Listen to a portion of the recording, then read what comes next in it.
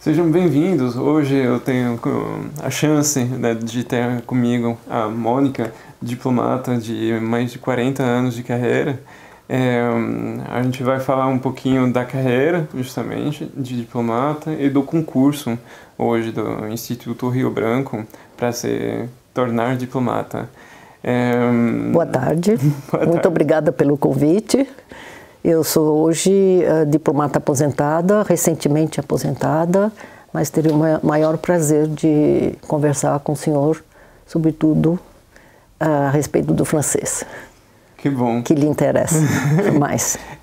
Justamente, vamos começar por esse gancho do francês. Quando e como você aprendeu a falar francês? Bom, eu comecei a aprender francês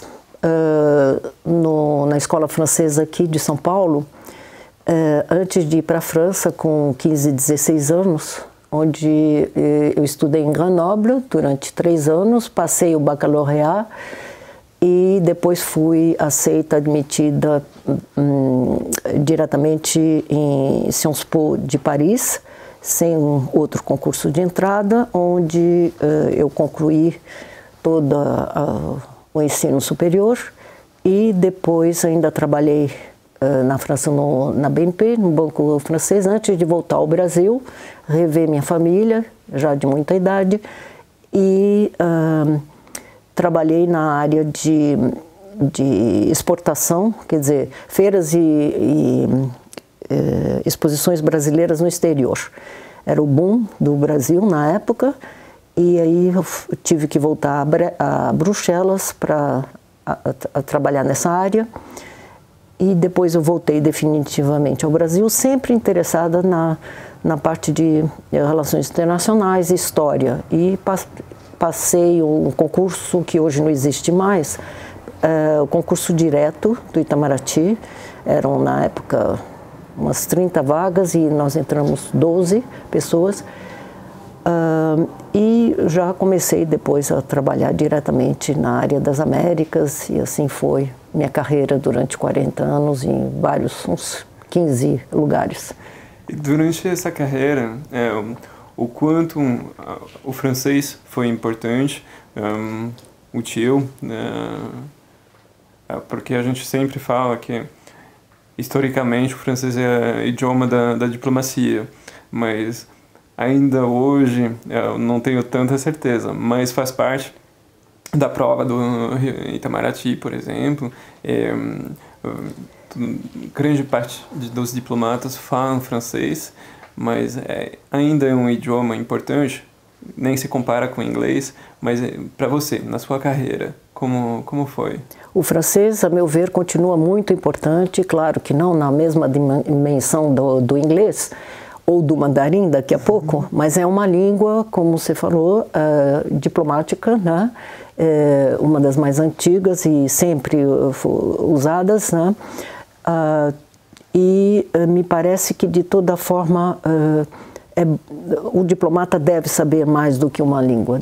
Nós, em geral, temos que saber no Itamaraty umas 4 línguas, não só falar, mas escrever, né? Por exemplo, português, que é a 6ª língua mais falada do mundo, dependendo de como a gente faz a estatística, é uma língua muito forte. Tem o espanhol, que parece fácil, mas há que aprender a redação correta e tudo. O francês e o inglês? Claro, e o inglês, obviamente, obrigado. Agora, o Itamaraty tem oferecido, depois do concurso, também a possibilidade de aprender outras línguas. Isso é um movimento mais recente, e tudo isso custa caro, evidentemente, mas há professores de árabe, de russo, de chinês, de japonês, até on and off, dependendo se há alunos interessados, e isso é feito em qualquer momento, na hora do almoço. As línguas são fundamentais para a carreira de diplomata, não só porque, chegando num posto, a pessoa tem que saber se comunicar, em geral o inglês é suficiente, mas também para comparar opiniões. Se você lê ou fala várias línguas, você pode descobrir outras facetas. E isso é muito importante na carreira, e não ficar só ligado a uma posição, uma explicação, né? Uma coisa divertida é que, por exemplo, o ministro das Relações Exteriores da então União Soviética, o senhor Gromyko, ele falava aparentemente um inglês maravilhoso, mas nunca falava em inglês com os interlocutores de outros países. Ele falava russo e tinha tradutores oficiais, e o lado americano ou francês falava com a sua própria língua. Isso também pode ser considerado talvez um truque diplomático e ganhar tempo para poder responder também. Sim. Né? Mas as línguas, definitivamente, sem línguas um diplomata não funciona. Né? Com certeza. E eu fico contente que o francês voltou. É um pouco difícil, né, agora, porque quase ter aulas de francês no Brasil não era considerado elitismo. Eu acho que essa fase já passou um pouco. Como o alemão também. Se a pessoa aprender alemão, que eu esqueci de falar, uma das línguas fortes, é muito bom também. Alemão é a língua mais falada na Europa, segundo eles mesmos dizem, por causa dos negócios, com o leste europeu também e tudo. Mas é na Europa. Também depende de como é feita a estatística. Mas justamente pela força econômica deles, é importante também ter pessoas que entendam o que eles estão falando. A tradução nunca é perfeita, né? Então, com isso você pode jogar. Alemão 8 anos, eu sei que não há tradução perfeita. Exatamente. É um idioma bem complicado. Para mim é um dos mais difíceis. Também acho. Tem algum momento da sua carreira que o francês foi mais que necessário? Eu diria bem no começo até, como já era difícil aprender o francês no Brasil, já estava começando a haver uma mudança no sistema escolar do Brasil, saiu o latim, saiu o francês e a redação. Aí para entrar no concurso do Itamaraty, já na época, e era obrigatório ter inglês e francês, espanhol não era obrigatório na época, a redação. Então, me convidaram, me chamaram colegas do Instituto e da divisão do pessoal se eu podia dar algumas aulas de francês, né, porque eu tinha acabado de voltar de quase 10 anos de França por minha conta, de dar aulas de francês justamente na hora do almoço, no fim de semana, para pessoas que estavam se preparando para o concurso. Né? Então eu fiz isso durante algum tempo com o maior prazer e era voluntário. E também tinha colegas que davam aula, por exemplo, de inglês, né? Para reforçar Não havia cursinhos em Brasília na minha época. Os cursinhos eram no Rio de Janeiro, porque o Itamaraty era do Rio de Janeiro e que agora já existem vários cursinhos em São Paulo, imagino, em várias cidades, e não sei se incluem o francês, e agora vocês estão entrando com essa novidade que é muito interessante da internet, francês pela internet, né? Isso. Falando justamente, né, para se preparar tanto para o concurso, tanto para a carreira, qual percurso acadêmico você aconselha? Bom, isso sempre foi, eu diria, e imagino que seja não só para o Brasil, mas outras diplomacias, tradicionalmente as humanas, ciências humanas, né? Entre outros pontos importantes, se interessar por história, geografia, relações internacionais, que antigamente eram mais políticas, desde Veneza, mas desde então evoluíram para várias outras áreas, comércio exterior, cultura, tudo isso são aspectos diplomáticos muito importantes. E então as humanas permitem aos alunos candidatos talvez mais facilidade para passar no concurso. Porém, como eu participei de um concurso direto, onde justamente o Itamaraty queria pessoas com experiências em outras áreas. E isso agora está vingando também. Entram candidatos, por exemplo, eu tive colegas médicos, mas é mais raro e os que fazem outras áreas, ciências exatas, por exemplo, para se tornar diplomatas, por que não? Eles têm que ter um interesse por essas matérias paralelamente. Alguns leram muitos livros sobre história, paralelamente a essas exatas. Então, isso é o ideal. Mas haja tempo, né, para cobrir todas essas matérias. Entendi. Então é isso. Se a gente tinha que definir um foco, né? Um foco seria mais as humanas, as relações internacionais, direito, economia, por exemplo, esses campos assim. Para depois pretender ingressar. E línguas, né? Línguas, claro. Claro. E aí, línguas, pelo que eu vi, a prova de francês atualmente é um exercício de tradução ou de versão. Então, os textos podem ter a ver com economia, com história, imagino, com cultura, vários temas, né? Sim, sim. A gente vai falar um pouquinho depois sobre a prova em si, mas tem uma dos skills, né, das capacidades que é justamente avaliada no concurso, na prova de francês, o espírito de síntese, de saber resumir. Tem uma matéria de um jornal, né, francês, e você tem que resumir com suas palavras. Isso.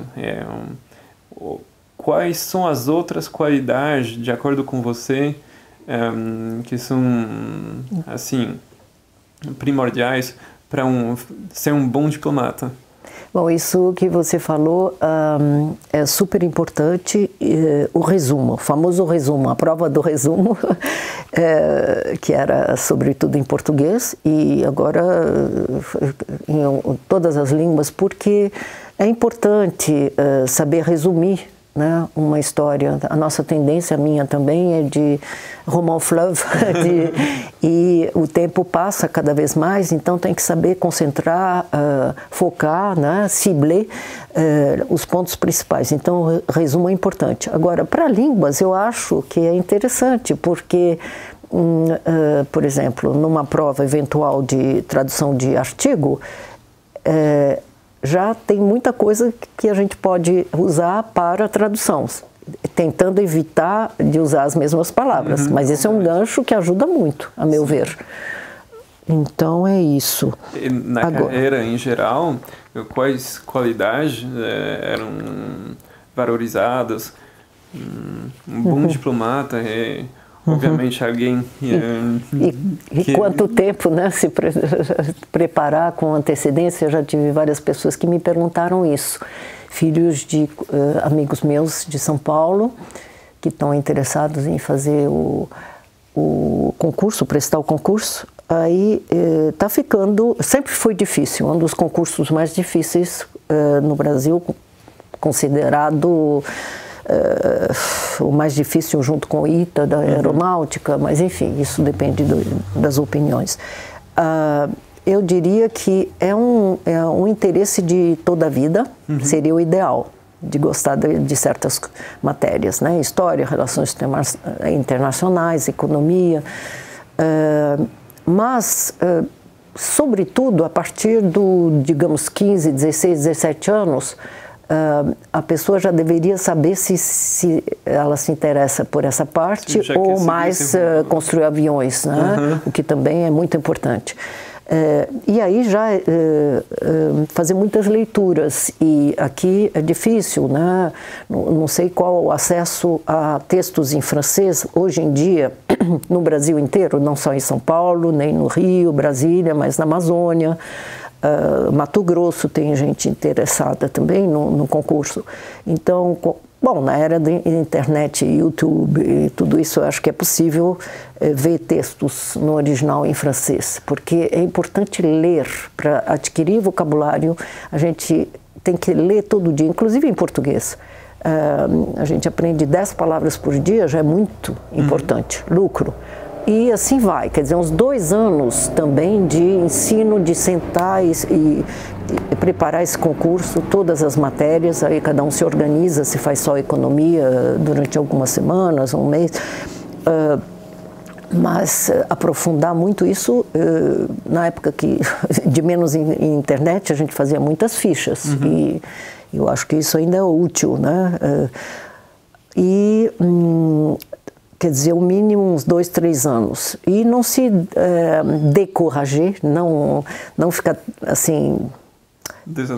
Desanimado, obrigada, se não passar da primeira vez. Porque tenho colegas que tentaram 3, 4, até 8 vezes. Antigos, hoje em dia 8 vezes, eu acho que pouca gente tenta, porque é uma coisa também de sobreviver, ganhar vida, né? Sim. Não dá para ficar tentando 8 anos seguidos, só quem pode. Mas 2, 3 anos, às vezes acontece. Ou passa da primeira vez também, né? É uma questão também, às vezes, de muita competência ou de sorte também. Mas é muito interessante. E a carreira, quer dizer, não é uma carreira... hoje em dia é muito... é bem remunerada, mas você já teve altos e baixos. Isso pode sempre mudar, espero que não, os altos continuem, mas a carreira, para mim, não vale só pela parte remuneratória, mas sim pela variedade. Mas aí depende da pessoa. Eu sempre gostei de fazer coisas diferentes, então áreas diferentes, setores diferentes. Como o sequestro da Colômbia com M-19, que pouca gente lembra, há muito tempo antes da FARC, são oportunidades que eu tive com a minha chefia da época de ir tentar ajudar na Colômbia, quando houve esse caso, depois em cada posto a gente tem experiências extraordinárias, sim, diferentes. Oportunidade de abraçar novas culturas. Exatamente, também. Com certeza. Acho que... E tentar avançar os interesses do Brasil, a compreensão do Brasil, né? Cada país tem seus altos e baixos, e a gente sabe, mas a gente tem que tentar explicar para fora o porquê de certas coisas e que há mudanças também em vista, né? Falando da promoção do Brasil lá no exterior, você atuou bastante na promoção do CELPE-BRAS também? Sim, eu também atuei um pouco nessa parte. Eu cheguei a fazer uma tese como conselheira sobre o tema foi Brasil-Alemanha, cooperação no ensino superior e pesquisa. A Alemanha já então era uma grande colaboradora com o Brasil no que tange a Amazônia, e no espaço de 10 anos ajudou a formar uns 10.000 doutores especializados em Alemanha na época, né? E brasileiros e alemães, sempre um trabalho em conjunto. E o CELPE-BRAS, que equivale um pouquinho à Alliance Française, não se os exames, o DELF, né? Então, é muito cotado, quer dizer, é da alçada do Departamento Cultural do Itamaraty, é realizado 2 vezes por ano, às vezes isso envolve custos também, né? Mas tem muito sucesso e agora até tem, por exemplo, é aplicado o CELPE-BRAS numa cidade bastante longínqua, que é Lublin, na Polônia Oriental, que eu nem conhecia, eu fui conhecer depois como turista, e vários alunos do leste europeu, da Ucrânia, da Alemanha, vêm prestar o CELPE-BRAS lá, porque não existe em Paris, não existe, porque eles querem um dia trabalhar ou fazer um estágio ou um intercâmbio com o Brasil, e sabe que a qualidade, né, o nível do CELPE-BRAS é muito bom. Sim. Até uma vez um colega francês meu em Brasília, uma vez me disse, puxa, vocês têm um sistema de correção das provas muito interessante. Na época eram 200 professores do MEC que se fechavam, trancados, ninguém podia entrar, para corrigir as provas anonimamente e depois mandar os resultados com a ajuda do Itamaraty, pela mala diplomática.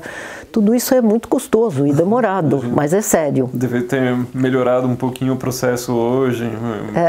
Mas continua a aplicação. Eu tenho até uma conhecida que foi leitora em Varsóvia, acabou o leitorado em Varsóvia por algumas razões e ela está continuando.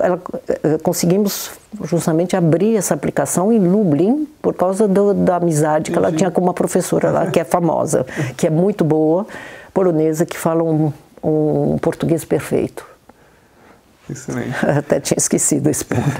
Não, mas o que a gente vê justamente é a carreira de diplomata é essa ponte, né? Tanto conhecer, abraçar a cultura, conhecer outros idiomas e também promover o seu. Ir lá fora e mostrar o que o Brasil tem de melhor para oferecer, essa excelência do CEPRAS, enfim. A carreira é muito diversificada. Sim. Né? Sim. E cada um teve outras experiências e tudo. E agora, com relação às línguas, né, questão de dar acesso a mais pessoas. Eu achei muito interessante esse projeto de vocês de justamente pela internet agora, alcançar mais candidatos potenciais do interior do Brasil. Isso, e democratizar ferramentas, né? Dar acesso a esse conteúdo para que cada um possa se preparar para essa prova. Isso. E aí, a sua pergunta de se a prova de línguas ajuda no conjunto, eu diria que sim. Eu diria que isso seria um gancho muito importante. Quais são suas dicas para a prova? No tocante ao francês especificamente? A prova em si, somente na parte do francês. Bom, como eu falei, estudo muito intenso de uns 2 anos, né? Se a pessoa tem tanto tempo, né, disponível, e nada impede de trabalhar em outras áreas. Tudo que o candidato pode trazer para o Itamaraty é importante, inclusive se ele trabalhar em outras coisas, outras áreas comercial, econômica, vai ser útil para o Itamaraty em si e também para ele quando ele servir em determinados postos, né? Por exemplo, um colega meu que era médico serviu no Haiti e na época ele foi muito importante, né? Então, a gente nunca sabe. O Brasil mandou muitos militares. Sim, chefiou aquela missão, né, no Haiti. E depois, quando houve o grande terremoto, o Brasil chefiou, né, a operação, sim. De ajuda, claro, com a ajuda do Canadá e de outros países, Brasil, mas Estados Unidos, etc., França, provavelmente. Mas foi chefiado por militares brasileiros, né? Sim, porque a gente tem um programa de parceria com o Exército. A gente já capacitou vários militares para justamente participar de operações no exterior. Tá vendo? E a França? Não, o IFESP. Sim. O IFESP você já capacitou mais de 300 militares. Olha só, eu não sabia que o IFESP tem 12 anos. É isso? Sim. Porque eu estava em posto no exterior e não acompanhei. Mas parabéns. Obrigado. Parabéns. Obrigado. A prova hoje, então tem as provas antigas, a gente já conversou sobre o fato do francês ter saído uma época da prova em si, podia ter as aulas depois, os cursos de francês depois. Isso era obrigatório, isso que eu soube, eu perguntei, porque eu fiquei um pouco triste dessa retirada do francês para o concurso, mas eu soube que depois, durante os 2 anos de prova, o francês era ensinado e era obrigatório. Então, mas como a gente sabe, línguas, quanto antes você começa e o quanto mais você estuda, melhor, porque não é uma coisa que você aprende de cor rapidinho durante 1 ou 2 meses e já... não, tem que, né, por associações, sedimentar esse aprendizado. E leva um tempo. Né? A gente tem um programa de 1 ano para tornar os alunos fluentes. Funciona. Em 1 ano? Muito bem. De zero? Começando de zero, com francês de zero. É verdade que o francês, como língua diplomática, uma das mais antigas, tem a base com o português, né? A língua latina. Então, as pessoas que vêm ao Brasil e conhecem o francês, leem o português, entendem bastante. A questão de falar é diferente, porque depende do sotaque também e tudo. Agora, é uma língua latina e isso ajuda muito. Então, deveria até ser mais rápido o aprendizado do que o inglês. Para um brasileiro. Mas a gente sabe... Para quem já fala inglês, na verdade, como o francês é uma mistura de... tem umas influências germânicas também, algumas palavras, mas então quem já fala inglês também já tem esse costume de aprender um idioma, já sabe como fazer, então... Isso é muito importante. Eu justamente ia dizer que, por associação, quem aprende 2 línguas, sobretudo crianças já desde pequenos, a terceira já vai ser mais fácil, a quarta, ainda mais. Né? É incrível. Comecei com o alemão, né? Então aí tudo ficou muito mais fácil depois. Mas é isso, a gente já falou um pouquinho do conteúdo da prova de francês. Hoje, fazer um resumo de uma matéria com suas próprias palavras, de uma matéria de um jornal francês. Tem um exercício de tradução, né? Uma matéria em português para o francês. Acho que é interessante como exercício, não é voltado à gramática, é justamente saber escrever. Você falou muito da parte da redação, saber escrever, saber ler, interpretar texto numa língua estrangeira. Eu acho que é um bom jeito de avaliar os candidatos e o conhecimento do idioma. É justamente o que a gente quer propor para nossos alunos, treinar nesse formato de prova com esse preparatório.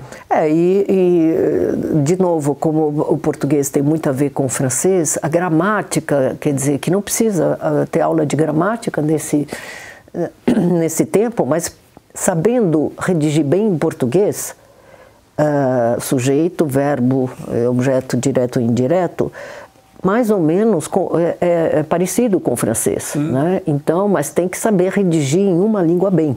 Não adianta querer escapar da redação.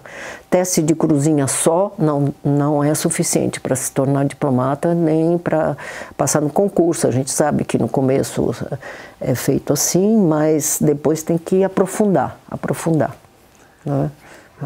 A língua, a redação e tudo.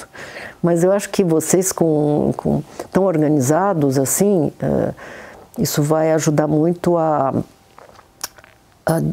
diversificar a origem também dos nossos candidatos, né, brasileiros, a democratizar o acesso, né, graças à internet, e outros, né, possibilidades de...